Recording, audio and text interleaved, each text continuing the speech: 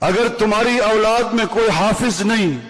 کوئی قاری نہیں، کوئی عالم نہیں، کوئی نیک نہیں، اگر اس دنیا میں تم کو سکون نہیں مل رہا نا، خیر ہے، یہ دنیا ختم ہو جائے گی،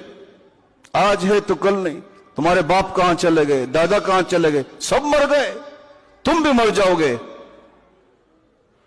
آپ کو آخرت کا سکون چاہیے، اور آخرت کے سکون کا آپ کے پاس کچھ نہیں ہے، ایک بیٹا بھی نہیں جس کے بارے میں تم گمان کر سکو کہ انہیں جہنم کی آگ سے بچائے گا۔ تو ایک کام کرو، اگر تم چاہتے ہو کل قیامت کے دن تم جہنم کی آگ سے بچو اور جنت کا مستحق بنو،